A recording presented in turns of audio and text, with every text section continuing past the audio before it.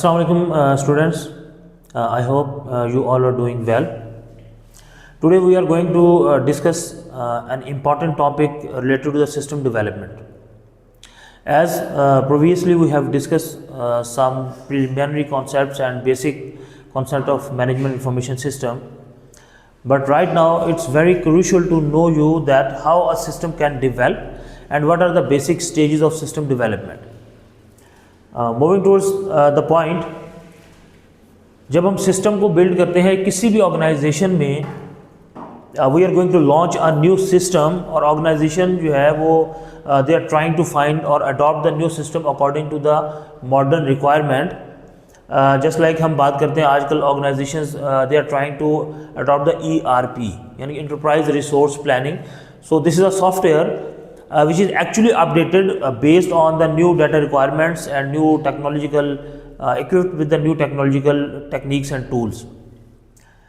So as a student of management information system, आपको ये पता होना चाहिए कि एक सिस्टम को जब प्रोजेक्ट किया जाता है या जब डिज़ाइन किया जाता है तो उसका लाइफ साइकिल क्या होता है, ठीक है, उसका फेजेस क्या होते हैं को सिस्टम को डेवलप करने के, और कैसे हम आइडेंटिफाई करते हैं कि इस ऑर्गेनाइजेशन में किस तरह के सिस्टम की ज़रूरत है, उसमें क्या क्या चीज़ें होनी चाहिए और कौन कौन से टूल्स और इक्विपमेंट्स हमने उस सिस्टम में एम्बेड करने होते हैं to fulfil the requirement of the clients. तो मैनेजमेंट इंफॉर्मेशन सिस्टम क्योंकि एक ऐसा सिस्टम है जो कि ऑर्गेनाइजेशन की डिसीजन मेकिंग में हेल्प करता है. So for that reason it is very crucial to know that what are the preliminary requirements of your client, what type of the organization for which you are going to design that particular system. So for that reason today we are going to focus on the 5 stages of system development life cycle. It's very much important topic, and everybody who has its own business or an entrepreneur or any person who is get a prime responsibility in an industry, he must know about the requirement of the system. So this lecture is very much important for all the stakeholders. So be focused here. First of all, when we're talking about the system, हम क्या बात करते हैं कि एक system जो है उसके कंपोनेंट्स में 2 मेन चीज़ें होती है. उसका हार्डवेयर पार्ट, ठीक है, यानी कि टेंजिबल पार्ट, और उसका इनटेंजिबल यानी कि उसका सॉफ्टवेयर पार्ट जो होता है. सो दे 2 बेसिक कंपोनेंट्स होते हैं. दूसरी जगह हम बात करते हैं what are the stakeholders of the system. जो हम मैनेजमेंट इंफॉर्मेशन सिस्टम इंस्टॉल करते हैं उनमें कौन कौन से लोग शामिल होते हैं और कौन कौन से लोग उस सिस्टम को मिलके बनाते हैं या उसके कौन से बेनिफिशियरीज होते हैं. तो जब हम किसी भी ऑर्गेनाइजेशन की बात करते हैं, मैं थोड़ा सा इससे हट के थोड़ा सा इंट्रोडक्शन आपको बेसिक देना चाह रहा हूँ, क्योंकि ये चीज़ें आपको समझ आ जाएंगी तो ये सारी चीज़ें आपको ईजिली अंडरस्टैंडेबल होंगी.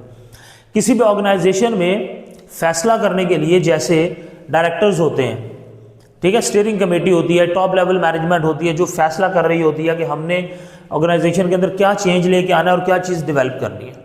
उसको हम स्टीयरिंग कमेटी भी बोलते हैं, उसे हम मैनेजमेंट कमेटी भी बोलते हैं, उसे हम डिसीजन मेकिंग पैनल भी बोलते हैं. सो जब भी किसी ऑर्गेनाइजेशन में सिस्टम चेंज होना होता है या नया सिस्टम एम्बेड करना होता है, तो steering committee was the first committee who decide that we are going to opt the new particular system which is technology based और IT based. So steering committee, then the team which is known as operational team और management team जो उसकी execution की तरफ help करती है, ठीक है. एक एनालिस्ट का पैनल होता है जो रिक्वायरमेंट को एनालाइज करता है, रिक्वायरमेंट बना के देता है कि हमें किस तरह का सिस्टम चाहिए, ठीक है.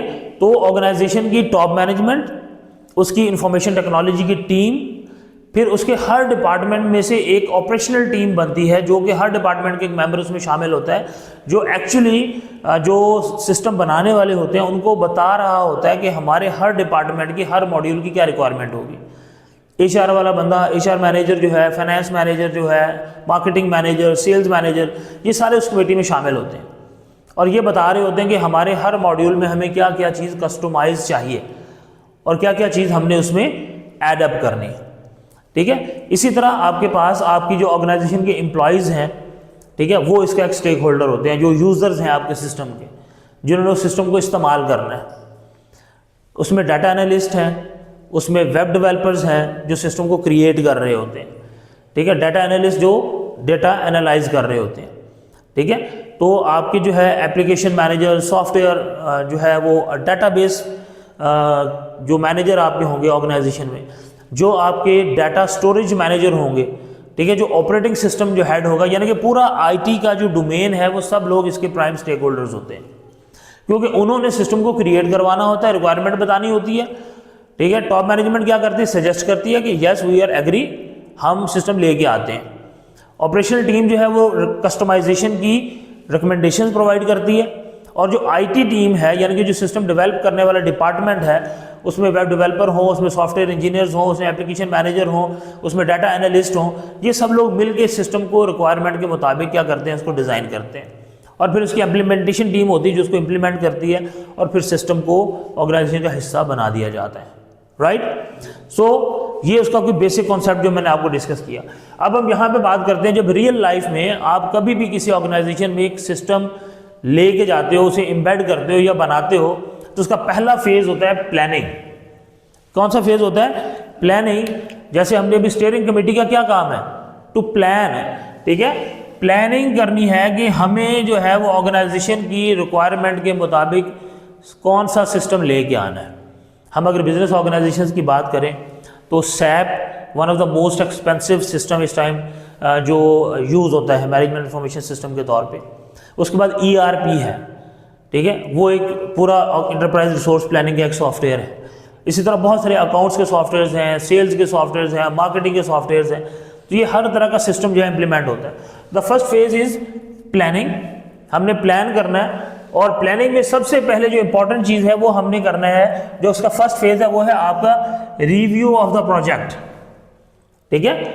जो आपका प्रोजेक्ट आपके सामने जो रिपोर्ट आई है, ठीक है, उसको रिव्यू करना कि इसकी प्रोज एंड कॉन्स क्या है, इस सिस्टम का क्या फ़ायदे होंगे, क्या नुकसान होंगे, इस सिस्टम कैसे काम करेगा, इस सारी रिक्वायरमेंट को रिव्यू किया जाता है। क्योंकि जब भी हम सिस्टम लेके आने का सोचते हैं ना, तो हम उसकी बिड लेते हैं। ऑर्गेनाइजेशन क्या करती है, बिडिंग लेती है, यानी कि स्टेक होल्डर्स से क्या लेती है, रिपोर्ट्स लेती है कि कौन सा स्टेक होल्डर में कितने में सिस्टम बना के देगा, और उसके बनाए हुए सिस्टम की क्या खूबियाँ खामियाँ होंगी।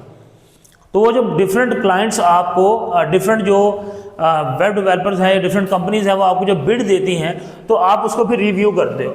रिव्यू करने के बाद अपनी प्रोजेक्ट रिक्वायरमेंट, जो क्लाइंट आपको प्रोजेक्ट रिक्वायरमेंट दे रहा है कि जी मेरी ये रिक्वायरमेंट होंगी, उनको देखा जाता है। क्योंकि अभी हम सिस्टम बनाने वाले हैं ना, तो हम उसको प्लान कर रहे हैं, तो हम उसकी रिक्वायरमेंट को देखेंगे कि क्या क्या क्लाइंट की रिक्वायरमेंट्स हैं, क्या हम इन रिक्वायरमेंट को पूरा कर सकते हैं या नहीं कर सकते। फिर हम देखेंगे एलोकेट द रिसोर्सेज, फिर according to the requirement project को देख के, उसकी रिक्वायरमेंट को देखते हुए हमने क्या करने हैं, रिसोर्सेज एलोकेट करने हैं।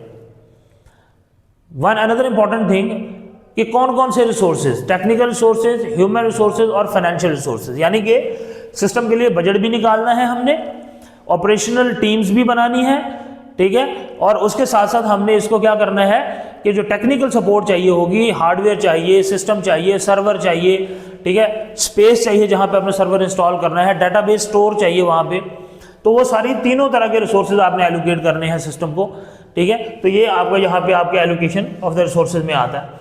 फिर create the project team, the most crucial thing जो मैंने आपको कहा कि प्रोजेक्ट टीम को बनाना ये बहुत ज़्यादा इंपॉर्टेंट है। और सबसे, जब हम मैनेजमेंट इंफॉर्मेशन सिस्टम की बात करते हैं तो सबसे इंपॉर्टेंट चीज़ होती है आपकी जो कोर आईटी की टीम होती है, जो सिस्टम की टीम आपके ऑर्गेनाइजेशन में पहले पुराना सिस्टम चला रही होती है, वही सिस्टम जो है, वही टीम जो है वो एक्चुअली जान रही होती है कि आपके पुराने सिस्टम में क्या खामियां थी और अब नए सिस्टम में आपने क्या क्या चीज़ अपग्रेड करवानी है। तो टीम क्रिएट करना ताकि सारे डिपार्टमेंट्स की इनपुट आ जाए, ये बहुत क्रूशियल पार्ट होता है, ठीक है। और यहाँ पे मैं एक छोटी सी बात ऐडअप करता जाता हूँ, क्योंकि मेरी एक आदत ये है कि हम कोशिश करते हैं कि पीछे से कनेक्ट रहे हैं हम। तो टीम फॉर्मेशन का मैंने आपको एक फार्मूला बताया था कि टीम्स कैसे बनती हैं, इसके कौन कौन से स्टेजेस होते हैं। कौन कौन से स्टेजेस होते हैं टीम क्रिएशन के? हाँ जी, सबसे पहले 4 स्टेजेस मैंने बताए थे बच्चों आपको। नंबर 1 इज फॉर्मिंग, ठीक है। सबसे पहले क्या होता है, फॉर्मिंग होती है, यानी कि आपने टीम क्रिएट करने का प्रोसेस, हर डिपार्टमेंट से बंदों को इकट्ठा करना है, एक HR से, एक मार्केटिंग से, एक सेल्स से, एक एडमिन से, एक जो है ना वो दूसरे डिपार्टमेंट से, तो हर डिपार्टमेंट से रेलिवेंट बंदों को लेना, इसे कहते हैं फॉर्मिंग। ये पहला फेज है टीम क्रिएशन का, टीम मैनेजमेंट का। दूसरा है स्टॉर्मिंग, ठीक है, जब लोग आप डिफरेंट डिपार्टमेंट से ले लेते हो, फिर वो बैठ के आपस में जो प्रोजेक्ट से रेलिवेंट ड्यूटीज हैं उनको डिवाइड करते हैं कि कौन सा बंदा किस चीज़ में एक्सपर्ट है, एक्सपर्टीज के मुताबिक उसको ड्यूटीज एलोकेट कर दी जाती है। Forming, then storming. तीसरा क्या है हमारे पास, नॉर्मिंग, ठीक है, जब हर किसी को उसकी ड्यूटी मिल जाती है कि टीम का लीडर कौन होगा, वाइस लीडर कौन होगा, टेक्निकल एक्सपर्ट कौन होगा, ऑपरेशनल एक्सपर्ट कौन होगा, जब हर बंदे को उसकी ड्यूटी उसकी एक्सपर्टीज के मुताबिक हम दे देते हैं, तो फिर नॉर्मलाइजेशन हो जाती हैं चीज़ें, हर कोई अपने टास्क के ऊपर बैठ के काम करने लग जाता है, ठीक है। मेन फोकस एक ही होता है, टारगेट को अचीव करना, लेकिन हर बंदा अपनी एक्सपर्टीज के मुताबिक फिर इनपुट दे रहा होता है, उसे कहते हैं norming. And the last one is adjourning, कि whenever the task is complete, जब काम कंप्लीट हो जाएगा तो हर बंदा वापस अपने डिपार्टमेंट में चला जाएगा। तो ऑन दैट टाइम हम क्या करते हैं, हम टीम को न्यूट्रलाइज कर देते हैं, यानी कि एडजर्न कर देते हैं। तो टीम जब आपने बनानी है तो ये 4 फेजेज आपकी टीम क्रिएशन में जो है वो होती हैं।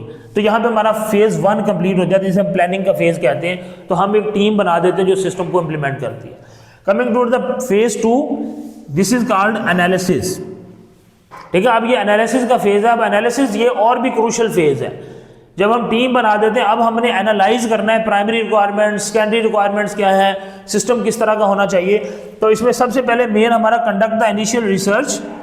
सबसे पहले इनिशियल रिसर्च की जाती है, बेसिक चीज़ें देखी जाती हैं, बेसिक इंफ्रास्ट्रक्चर देखा जाता है, ठीक है, कि क्या क्या चीज़ें मौजूद हैं, क्या चीज़ें मौजूद नहीं हैं और क्या चीज़ें नई ऐड होनी है।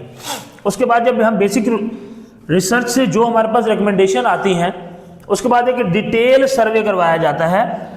एक होता है बेसिक, हमने पूरी ऑर्गेनाइजेशन के ओवरव्यू के लिहाज से हमने क्या किया, स्ट्रक्चर बनाया। फिर हमने डिपार्टमेंट वाइज, हर डिपार्टमेंट की डिफरेंट रिक्वायरमेंट है ना।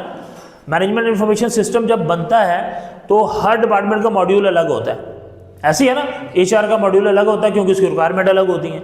फाइनेंस का मॉड्यूल अलग होता है क्योंकि उसका ऑपरेशन अलग होते हैं, ठीक है। सेल्स का मॉड्यूल अलग होता है क्योंकि उसके अपने ऑपरेशन होते हैं, उसकी अपनी टास्क, अपनी एक्टिविटीज़ होती हैं। तो एक हम प्राइमरी रिसर्च करेंगे जिसमें पूरी ऑर्गेनाइजेशन के ओवरऑल रिक्वायरमेंट देखेंगे कि जो बॉसेज हैं उनको किस तरह की विंडो चाहिए, उनको किस तरह का सिस्टम चाहिए, ठीक है। फिर दूसरी हम डिटेल डिपार्टमेंट वाइज रिक्वायरमेंट देखेंगे कि हर डिपार्टमेंट की क्या रिक्वायरमेंट है, उसको किस तरह का सिस्टम चाहिए होगा, ठीक है। And again that depend upon the SOPs कि हर डिपार्टमेंट के SOPs क्या है, स्टैंडर्ड ऑपरेटिंग प्रोसीजर्स क्या है। उसके बाद हम क्या करेंगे जी, स्टडी द करंट सिस्टम, ठीक है। दोनों प्राइमरी इन्वेस्टिगेशन और डिटेल इन्वेस्टिगेशन करने के बाद हम जो काम करेंगे कि जो पहले से मौजूद सिस्टम है उसको हम स्टडी करेंगे कि ये ऑर्गेनाइजेशन पहले से जो सिस्टम यूज़ कर रही है वो कौन सा सिस्टम है, कौन सा मॉडल है, उसके मुताबिक वो इनकी कौन कौन सी रिक्वायरमेंट को फिलअप कर रहा है, ठीक है। तो पुराने सिस्टम को हम स्टडी करेंगे। Then enlist the client requirement, फिर उसकी स्टडी के बाद क्लाइंट ने जो रिक्वायरमेंट बताई है उनको इनलिस्ट कर लिया जाएगा, क्योंकि क्लाइंट जो आपको रिक्वायरमेंट देगा वो based on the current system जो वो यूज़ कर रहा है। अब जो नई चीज़ें उसे चाहिए होंगी उस सिस्टम से हट के वो आपको रिक्वायरमेंट वो देगा, तो उसकी आपने एक लिस्ट बना लेनी है कि मेरा क्लाइंट अब ये चीज़ मुझसे रिक्वायर कर रहा है। आफ्टर दैट जब आप एक लिस्ट क्रिएट कर लोगे और एंड में आप क्या करोगे कि रिकमेंडेड द सोल्यूशन, फिर आप उसको उनकी रिक्वायरमेंट को देखते हुए और अपनी रिसर्च को देखते हुए आप उनको एक सोल्यूशन रिकमेंड करोगे कि this is the possible way कि आपका जो सिस्टम है वो इस तरह का हो सकता है, ये उसका डिज़ाइन होगा, ठीक है, और ये उसकी जो है वो प्राइमरी समझ लें कि कॉस्टिंग या फिजिबिलिटी होगी। क्लियर होगी बात, ठीक है। So this is a phase 2 जिसे हम एनालिसिस कहते हैं कि यानी हम ऑर्गेनाइजेशन के पूरे जो इंफ्रास्ट्रक्चर है टेक्नोलॉजी का उसको स्टडी करते हैं। फेज 3 हम अब जब सिस्टम की रिक्वायरमेंट हमारे सामने आ गई तो हमने क्या करना है, अब सिस्टम को डिज़ाइन करना है। क्या करना है, अब जब सिस्टम को डिज़ाइन करना है तो सबसे पहले मैंने आपको कहा था कि हमें सिस्टम के कंपोनेंट लेने हैं, ऐसी है ना।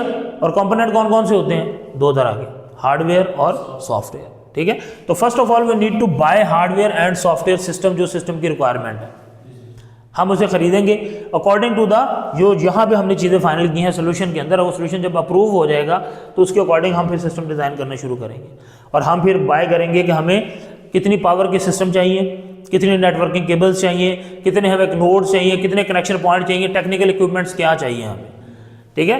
देन सेकंड हम क्या करेंगे जी, डेवलप द डिटेल सिस्टम, तो सिस्टम की डिटेल्स डेवलप करेंगे, क्योंकि जिसे हम बोलते हैं ब्लूप्रिंट, तब सिस्टम का एक ब्लूप्रिंट, डिटेल ड्राइंग या डिटेल प्लान एक बनाएंगे जिसके मुताबिक आपने कंपोनेंट्स को जोड़ना है, फिक्स करना है और पूरे सिस्टम को क्रिएट करना है।